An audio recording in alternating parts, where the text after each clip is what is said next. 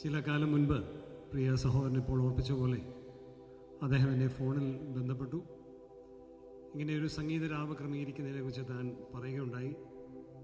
ഞങ്ങളുടെ സംഭാഷണ വേളയിൽ കുന്നംകുളം, പഴഞ്ഞി, തൃശ്ശൂർ ഈ ഭാഗങ്ങളിലുള്ള ക്രൈസ്തവ ഗാന രചയിതാക്കളുടെ ഗാനങ്ങളുടെ ഒരു ശേഖരം ഇവിടെ അവതരിപ്പിക്കണം, ഞാൻ എഴുതിയ ചില പാട്ടുകൾ കൂടെ പാടണം എന്നൊക്കെ കാര്യം പറഞ്ഞു.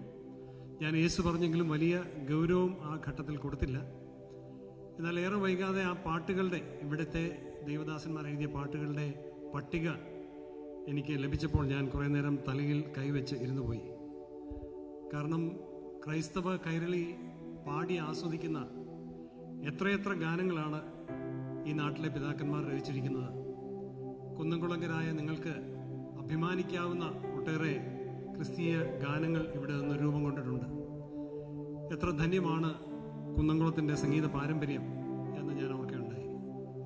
എന്നെ സംബന്ധിച്ചൊരു വലിയ പദവിയാണ്. ഈ ചടങ്ങിൽ പങ്കെടുക്കുവാൻ ക്ഷണിച്ച എല്ലാ പ്രിയപ്പെട്ടവരും നന്ദി ഞാൻ ആമുഖമായി അറിയിക്കുകയാണ്. നമുക്കറിയാം, ക്രിസ്തീയ സംഗീത ശാഖ നാം ഒന്ന് അന്വേഷിക്കുകയാണെങ്കിൽ ഒരു കാലത്ത് നമുക്ക് പാതിരിപ്പാട്ടും പുത്തൻ പാനിയും ഒക്കെ മാത്രമായിരുന്നു ഉണ്ടായിരുന്നത്. അർണോസ് പാതിരിയെ പോലുള്ള വ്യക്തികളാണ് അതിന് നടുനായകത്വം വഹിച്ചിരുന്നത്. ഈ പശ്ചാത്തലത്തിലാണ് വിദ്വാൻ കുട്ടിയച്ചൻ എന്നറിയപ്പെടുന്ന യുസ്തൂസ് ജോസഫ്, അദ്ദേഹത്തോടൊപ്പം മഹാകവി കെ വി സൈമൺ എന്നീ വ്യക്തികൾ രംഗപ്രവേശനം ചെയ്യുന്നത്. ഭാരതീയ സംസ്കാരത്തിൻ്റെ ചൂടും ചൂരും പേറുന്ന അതിമനോഹരമായ ഗാനങ്ങൾ, ശാസ്ത്രീയ സംഗീത ശൈലിയിൽ ഒരുക്കിയിട്ടുള്ള ഗാനങ്ങൾ അവർ നമുക്ക് സമ്മാനിക്കുകയുണ്ടായി. അതോടൊപ്പം തന്നെ ഇംഗ്ലീഷ് ഈണത്തിലുള്ള ഗാനങ്ങൾ, അതും ഈ പരിസരങ്ങളിലുള്ളവർ തന്നെ, നാഗൽ സാഹിബും E.I. ജേക്കബ് അങ്ങനെയുള്ളവർ നിരവധി ഗാനങ്ങൾ നമുക്ക് സമ്മാനിക്കുകയുണ്ടായി. അപ്പോൾ തന്നെ കഠിന പദങ്ങൾക്ക് ഒട്ടും പ്രസക്തിയില്ലാത്ത വളരെ ലളിതമായ പദാവലികൾ ചേർത്ത് വെച്ചുള്ള ഗാനങ്ങൾ തെക്കൻ കേരളത്തിൽ പ്രചാരം നേടുകയുണ്ടായി.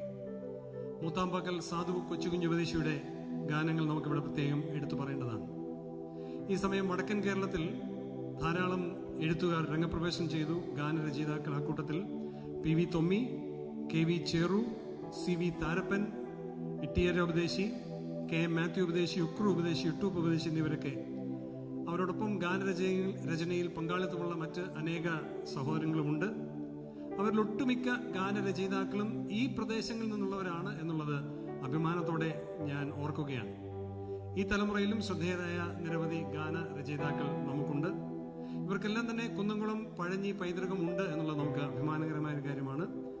അക്കാലത്ത് ഈ പ്രദേശങ്ങൾ ആരംഭിച്ച, ഇവിടെ ഇപ്പോൾ ഓർപ്പിച്ചതുപോലെയുള്ള വളരെ ശക്തമായ ഒരു ആത്മീക ചലനം, അതാണ് ഇതിൻ്റെയൊക്കെ പിന്നിൽ ഉണ്ടായിരുന്നത്.